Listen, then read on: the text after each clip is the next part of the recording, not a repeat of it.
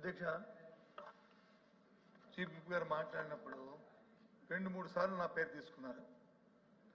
ఆ రోజు నేను మున్సిపల్ మినిస్టర్ హోల్డ్ చేస్తున్నప్పుడు అమరావతి మాట్లాడినప్పుడు అందుకని ఆ విషయాన్ని ఒక నిమిషంలో క్లారిఫై చేద్దామని చెప్పి నేను వెళ్ళాను అధ్యక్ష. వారు చెప్పింది 10,000 కోట్ల రూపాయలు అప్పుడు ఖర్చు పెట్టామన్నారు. అది వాస్తవ విరుద్ధం అధ్యక్ష. ఆ రోజుకి ఆ ప్రభుత్వం ఖర్చు పెట్టింది 6,000 కోట్లు మాత్రమే. ఆ రోజుకి 6,000 కోట్లలోనూ 2,000 కోట్లు బాండ్స్ రూపంలో తీసుకొచ్చారు. బడ్జెట్ నుంచి ఖర్చు పెట్టింది, ప్రభుత్వం ఖర్చు పెట్టింది 2,000 కోట్లు, 2,000 కోట్లు ఇంకా అప్పుతో తెచ్చారు. అది పక్కన పెడితే అధ్యక్ష, 3 రాజధానులు పన్ను తొలగిస్తాను. 3 రాజధానులు అనేది మా ప్రభుత్వ విధానం అధ్యక్ష. ఆ రోజు మా పార్టీ విధానం, మా ప్రభుత్వ విధానం 3 రాజధానులు. అలాగే అమరావతిలో ఉన్న ఈ ప్రాంతాన్ని కూడా ఇక్కడ శాసన రాజధాని పెట్టి అభివృద్ధి చేయాలనేది మా పార్టీ విధానం అధ్యక్ష. దాంట్లో ఏ విధమైన డిస్ప్యూట్ లేదు, ఏ విధమైన అభిప్రాయ భేదం లేదు. ఆ ప్రకారం ఆ రోజు చేశాం అధ్యక్ష. ఆ రోజు చెప్పిన తర్వాత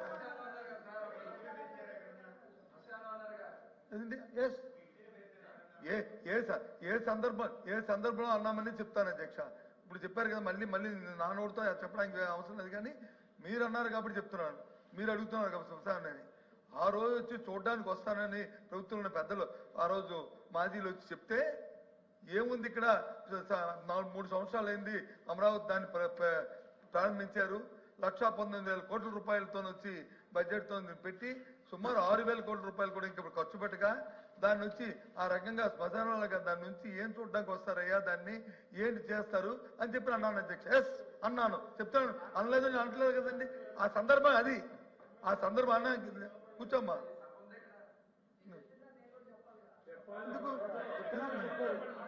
మీరు చెప్పింది మీరు నా పేరు ఎత్తపోతే నేను చెప్పేవాడిని కాదు. నేను అసలు కూర్చోండి, నాకు సంబంధం లేని విషయం నేను ఎందుకు చెప్తాను.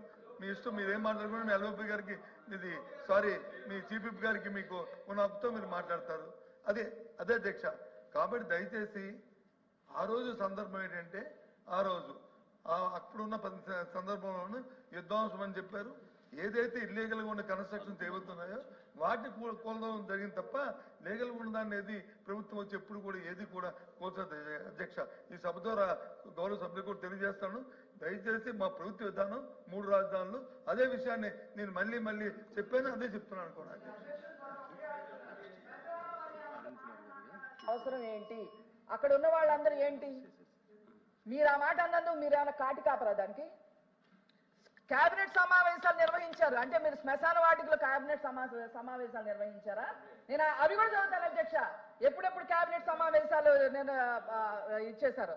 10/6/2019, 19/7/2019, 3/9/2019, 16/10/2019 కేబినెట్ సమావేశాలు నిర్వహించుకొని ఆ అసెంబ్లీ అక్కడనే ఉంది, సెక్రటేరియట్ అక్కడే ఉంది. చక్కగా మేము కట్టిస్తే శుభ్రంగా అందులో పరిపాలన చేయాల్సింది పోయి విధ్వంసం చేశారు అందులో కూర్చొని. పైగా మీరు శ్మశానం అని దాంతో పోల్చారు. మీరు శ్మశానం దాంతో పోల్చి 5 ఏళ్ళు అక్కడనే కూర్చున్నారు మీరు.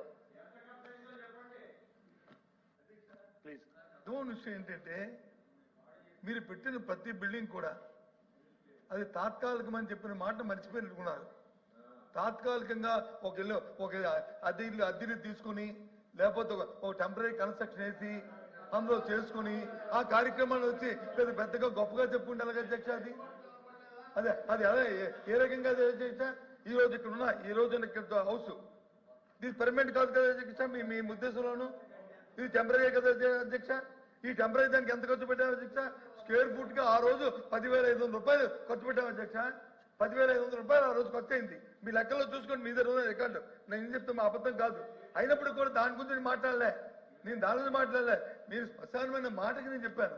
ఏది ఆ రోజు ఉన్న సందర్భం ఏంటంటే, మీరు వచ్చి చూడడానికి వస్తుంటే ఏం చూస్తారా, ఇక్కడ ఏం లేదు, ఇక అధికారం ఉన్నప్పుడు వచ్చి కట్టలేదు, 3 సంవత్సరాలు వృధా చేశారు, 6,000 కోట్లు మాత్రమే ఖర్చు పెట్టారు 1,19,000 కోట్లకిను. కాబట్టి ఈ సందర్భంలో ఏం చేస్తారని అనే మాట మాత్రం చెప్పిన మాట వాస్తవం. దానికి ఇప్పటికే కట్టుబడి ఉన్నాను. నేను కట్టుబడి లేదే, నేనేం కాదనలేదు, నేను అనలేదు, నేను మీరు తప్పు చెప్తాను నేను అనలేదే, అదే చెప్పాను నేను. మంత్రి గారు. అధ్యక్ష, అందరిలో కొద్ది సీనియర్ సభ్యులు